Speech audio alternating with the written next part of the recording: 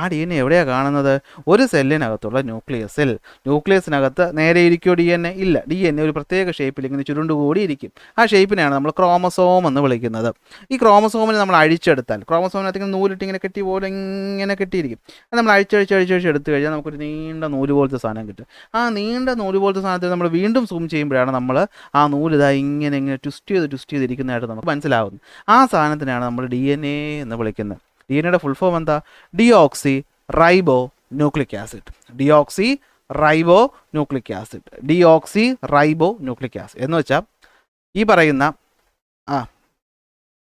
വേണ്ട, റൈബോസിനെ പറ്റി പഠിച്ചില്ലല്ലോ, നമ്മൾ ഇനി പഠിക്കുള്ളൂ.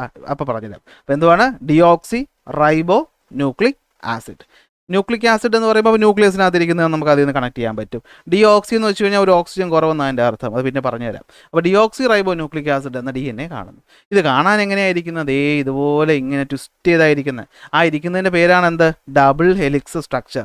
ആരായി ഡബിൾ ഹെലിക്സ് സ്ട്രക്ചറാണ് ഇവരെന്ന് കണ്ടെത്തിയത്? ജെയിംസ് വാട്സണും ഫ്രാൻസിസ് ക്രിക്കും കൂടെ 1953 ഇത് കണ്ടെത്തുന്നത്. അവരെങ്ങനെയാണ് കണ്ടെത്തിയത്? പണ്ട് അവർക്കും മുമ്പായിട്ട്, അത്ര പണ്ടൊന്നും അല്ല, അവർക്ക് കുറച്ച് മുമ്പായിട്ട് ഈ പറയുന്ന എക്സ്റേ ഡിഫ്രാക്ഷൻ ചെയ്തു. അതായത് എന്ത് ചെയ്തു? എക്സ്റേ ഡിഫ്രാക്ഷൻ ചെയ്തു. ആരാ ഡിഫ്രാക്ഷൻ ചെയ്തത്?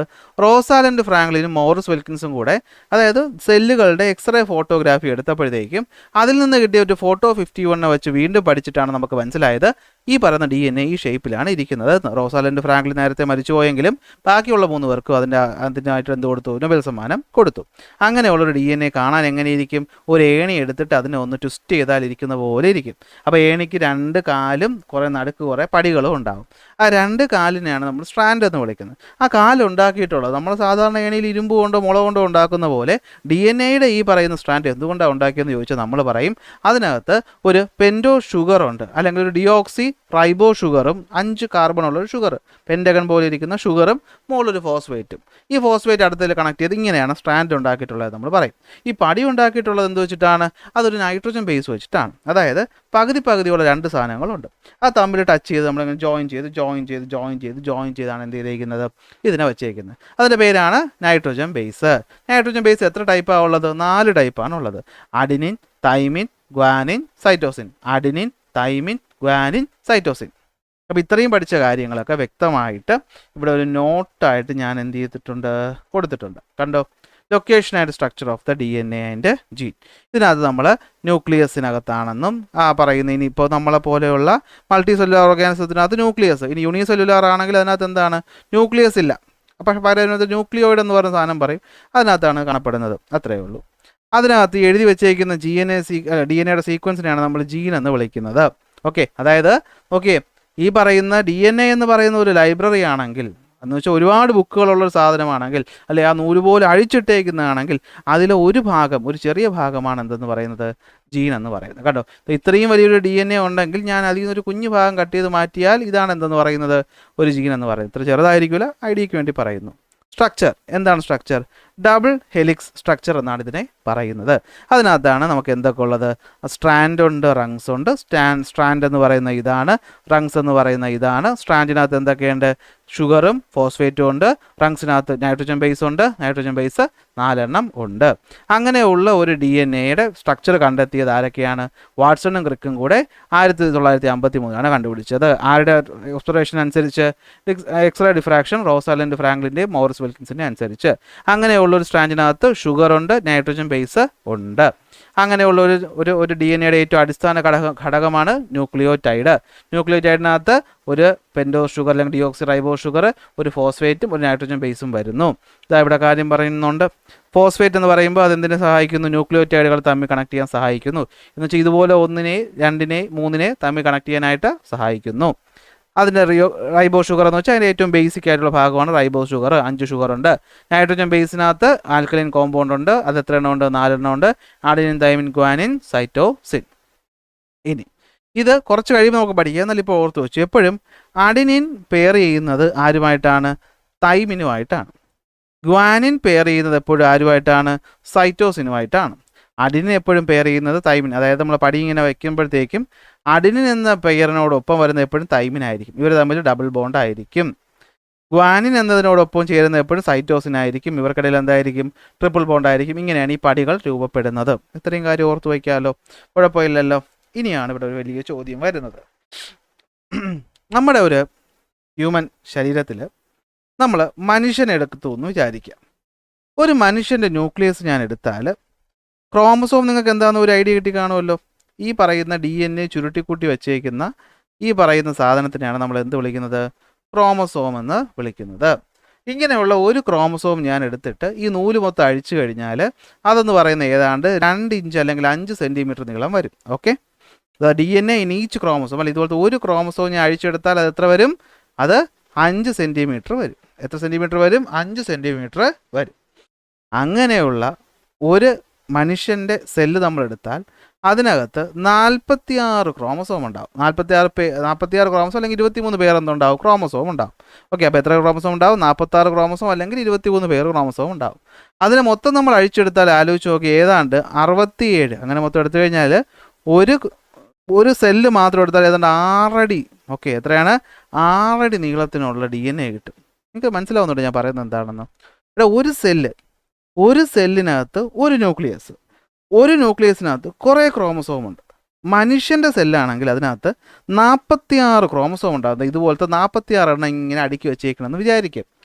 ഈ 46 എണ്ണത്തിൽ ഒരെണ്ണത്തിനടുത്ത് ഞാൻ അഴിച്ചഴിച്ച് നീട്ടുമ്പോൾ 5 സെൻറ്റിമീറ്റർ വരും. അങ്ങനെ ഒരു സെല്ലിനകത്തുള്ള ഈ 46 എണ്ണത്തിന് അഴിക്കുമ്പോൾ അത് ഏതാണ്ട് 6 അടി നീളത്തിനുള്ള സാധനമുണ്ട്. അങ്ങനെ ഒരു സെല്ല്, മനുഷ്യശരീരത്തിനകത്ത് എത്ര സെല്ലുണ്ടെന്ന് ചോദിച്ചാൽ എത്രയാണ്? ട്രില്യൺസ് ഓഫ് സെല്ലുണ്ട്. ഓക്കെ, എന്താണ്? ട്രില്യൺസ് ഓഫ് സെല്ലുണ്ട്. ലക്ഷക്കോടിക്കണക്കിന് സെല്ലുണ്ട്. ആ സെല്ല് മൊത്തം ഞാൻ അഴിച്ചെടുത്തു കഴിഞ്ഞാൽ അത് ഏതാണ്ട് 67 ബില്യൺ വരും എന്നാണ് പറയുന്നത്. 67 ബില്യൺ മൈൽസ് ദൂരം വരും. എന്ന് വെച്ചാൽ നിങ്ങൾ ഇത്രയും മനസ്സിലാക്കിയാൽ മതി. ഈ സെല്ലെന്ന് പറയുന്ന ഒരു ന്യൂക്ലിയസ് എന്നൊക്കെ പറഞ്ഞാൽ മൈക്രോസ്കോപ്പിനകത്ത് വെച്ച് നോക്കിയാൽ പോലും നേരെ കാണാത്ത സാധനമാണ്. ഈ ന്യൂക്ലിയസിനകത്തിരിക്കുന്ന ഈ ഒരു സാധനത്തിന് ഇത്രയും നീളമുണ്ട്. അപ്പോൾ പിന്നെ എങ്ങനെയാണ് ഇതിനകത്ത് ഈ പറയുന്ന കോമ്പാക്റ്റ് ആക്കി അടുക്കി വെച്ചേക്കുന്നത് എന്നാണ് ഇവിടുത്തെ ചോദ്യം.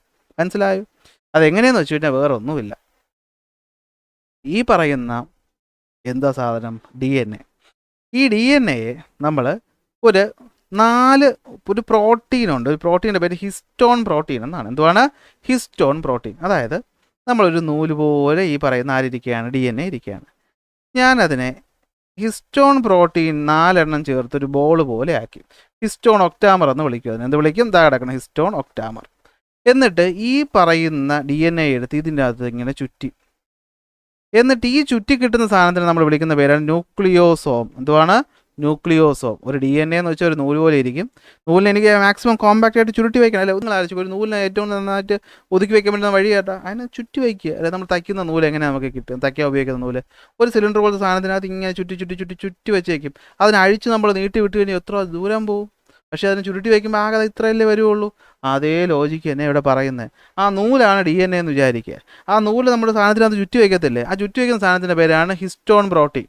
ഹിസ്റ്റോൺ പ്രോട്ടീൻ എന്ന് വെച്ചാൽ ഒരെണ്ണം ഹിസ്റ്റോൺ പ്രോട്ടീൻ. അങ്ങനത്തെ 8 എണ്ണം ചേർക്കുമ്പോഴാണ് ആ ഒരു റൗണ്ട് സാധനം പോലത്തെ ഇവിടെ ഒരു സ്ക്വയർ സാധനം കിട്ടും. അതിൻ്റെ പേര് ഹിസ്റ്റോൺ ഒക്ടാമർ എന്നാണ്. എന്താണ്? ഹിസ്റ്റോൺ ഒക്ടാമർ. ഈ ഹിസ്റ്റോൺ ഒക്ടാമറിന് ചുറ്റും എന്ത് ചെയ്യും? ഇതിനെ അങ്ങോട്ട് ചുറ്റി വയ്ക്കുമ്പോൾ അതിനെ വിളിക്കുന്ന പേര് ന്യൂക്ലിയോസോം. എന്തുവാണ്? ന്യൂക്ലിയോസോം. ഈ ന്യൂക്ലിയോസോമുകളെ ചേർത്ത് ഈ ന്യൂക്ലിയോസോം എന്ന് പറയുന്നത് നിങ്ങൾ മനസ്സിലാക്കുക. ഈ ന്യൂക്ലിയോസോം എന്ന് പറയുന്ന ഒരു മാലയിലെ മുത്താണെന്ന് വിചാരിക്കുക. അങ്ങനെ കുറേ മുത്തുകളെ വീണ്ടും ചേർക്കുമ്പോഴല്ലേ ഒരു മാല ഉണ്ടാകുന്നത്. അതുപോലെ ഈ ന്യൂക്ലിയോസോമുകളെ ചേർത്ത് ചുറ്റി നമ്മൾ എന്ത് ചെയ്യും? അറേഞ്ച് ചെയ്ത് വയ്ക്കുമ്പോഴാണ് നമുക്ക് എന്ത് കിട്ടുന്നത്? ഈ പറയുന്ന ക്രോമസോം കിട്ടുന്നത്. എന്ത് കിട്ടുന്നത്? ക്രോമസോം. അതാണ് ഞാൻ ആദ്യം പറഞ്ഞത്. ഈ ക്രോമസോമിനെ അഴിച്ചെടുക്കുമ്പോഴാണ് നൂല് പോലെ ആരെ കിട്ടുന്നത്? DNA കിട്ടുന്നത്. അപ്പോൾ DNA ചുറ്റി വെച്ചപ്പോഴല്ലേ ക്രോമസോം ഉണ്ടായത്? അതെ. ഈ ക്രോമസോം നോക്കിക്കഴിഞ്ഞാൽ അതിൻ്റെ പ്രത്യേക ഒരു ഷേപ്പ് നോക്കി ഇങ്ങനെ ചുറ്റി ഒരു കാല് പോലെ, ഇപ്പുറത്ത് നിന്ന് ഇങ്ങനെ വേറൊരു കാല് പോലെ, നടുക്കായിട്ടൊരു റൗണ്ട് സാധനം, ഇവിടെ നിന്ന് ഇങ്ങനെ ഒരു കാല് പോലെ, ഇവിടെ നിന്ന് ഇങ്ങനെ ഒരു കാല് പോലെ, ഈ ഒരു പ്രത്യേക ഷേപ്പിലാണ് ചുറ്റി വെച്ചേക്കുന്നത്. ഈ ഭാഗത്തിനാണ് നമ്മൾ ക്രോമാറ്റിഡ് എന്ന് വിളിക്കുന്നത്. ഈ ഒരു ഭാഗത്തിന് നമ്മൾ എന്ത് വിളിക്കും? ക്രോമാറ്റിഡ് എന്ന് വിളിക്കും. ക്രോമാറ്റിഡ്, ഈ ചുരുണ്ട് കിടക്കുന്ന ഭാഗം. നടുക്കത്തെ ഈ ഭാഗത്തിനെയാണ് നമ്മൾ സെൻട്രോമിയർ എന്ന് വിളിക്കുന്നത്. എന്ത് വിളിക്കുന്നത്? സെൻട്രോമിയർ. ഇതിനൊക്കെ കുറച്ച് ഉപയോഗങ്ങളുണ്ട്, പിന്നെ പഠിക്കാം. അപ്പോൾ ചുറ്റി വയ്ക്കുന്ന ഇവനെ എന്ത് വിളിച്ചു? ക്രോമാറ്റിഡ് എന്ന് വിളിച്ചു. നടുക്കത്തെ ഉണ്ട് എന്ന് വിളിച്ചു? സെൻട്രോമിയർ എന്ന് വിളിച്ചു. ഇങ്ങനെ കിട്ടുന്ന ഈ സാധനത്തിന് നമ്മൾ എന്താ വിളിച്ചത്? ക്രോമസോം എന്ന് വിളിച്ചു. ഇത് വിളിച്ചു ക്രോമസോം. ഇങ്ങനത്തെ ഒരു ക്രോമസോം അഴിക്കുമ്പോഴാണ് നമ്മൾ 5 സെൻറ്റിമീറ്റർ നീളത്തിൽ സാധനം കിട്ടുമെന്ന് പറഞ്ഞത്. ഓക്കെ ആണല്ലോ? അപ്പോൾ ഇങ്ങനെയാണ് നമ്മൾ എന്ത് ചെയ്തേക്കുന്നത്? DNA അറേഞ്ച് ചെയ്ത് വെച്ചേക്കുന്നത്. ചോദ്യം വരും, how does such a large DNA fit into the chromosome of a tiny cell? ചോദിക്കുമ്പോൾ എന്തുകൊണ്ടാണ്? സാധാരണ ഒരു ക്രോമസോം എന്ന് പറയുന്നത് ഏതാണ്ട് 6 അല്ലേ, ഒരു ക്രോമസോം എന്ന് പറയുന്നത് ഏതാണ്ട് 2 മീറ്റർ നീളത്തോളം വരും. അപ്പോൾ അതിന് നമ്മൾ എങ്ങനെയാണ് ഇങ്ങനെ ചുറ്റി വെച്ചേക്കുന്നതെന്ന് ചോദിച്ചു കഴിഞ്ഞാൽ by extreme packing and folding അല്ലേ, അതിന് എക്സ്ട്രീമായിട്ട് ക്ലോസ് ആയിട്ട് പാക്ക് ചെയ്ത് ഫോൾഡ് ചെയ്ത് വെച്ചേക്കുന്നുണ്ട് അങ്ങനെ പറ്റുന്നത്. അതായത് നമ്മൾ DNA ഹിസ്റ്റോൺ പ്രോട്ടീന് ചുറ്റും റാപ്പ് ചെയ്ത് വയ്ക്കും. അങ്ങനത്തെ 8 ഹിസ്റ്റോൺ പ്രോട്ടീൻ ചേരുമ്പോഴാണ് ഒരു ഹിസ്റ്റോൺ ഒക്ടാമർ ആവുന്നത്. ഈ ഹിസ്റ്റോൺ ഒക്ടാമറിൻ്റെ മുമ്പിലോട്ട് നമ്മൾ നൂലിനെ ചുറ്റി വയ്ക്കുന്ന ഒരു DNA ചുറ്റി വയ്ക്കുമ്പോൾ കിട്ടുന്ന സാധനത്തിൻ്റെ പേര് ന്യൂക്ലിയോസോം. ഈ ന്യൂക്ലിയോസോമിനെ നമ്മൾ കോയിൽ ചെയ്ത് കിട്ടുമ്പോഴാണ് ക്രോമാറ്റിൻ ഫൈബർ കിട്ടുന്നത്. ഈ ക്രോമാറ്റിൻ ഫൈബർ ചേർന്ന് വരുമ്പോഴാണ് ക്രോമാറ്റിഡ് ആയിട്ട് മാറുന്നത്. ഈ ക്രോമാറ്റിൻ നടുക്ക് വരുന്നതാണ് ആര്? സെൻട്രോമിയർ. ഇതെല്ലാം കൂടി ചേരുമ്പോൾ കിട്ടുന്ന സാധനത്തിൻ്റെ പേരാണ് എന്ത്? ക്രോമസോം.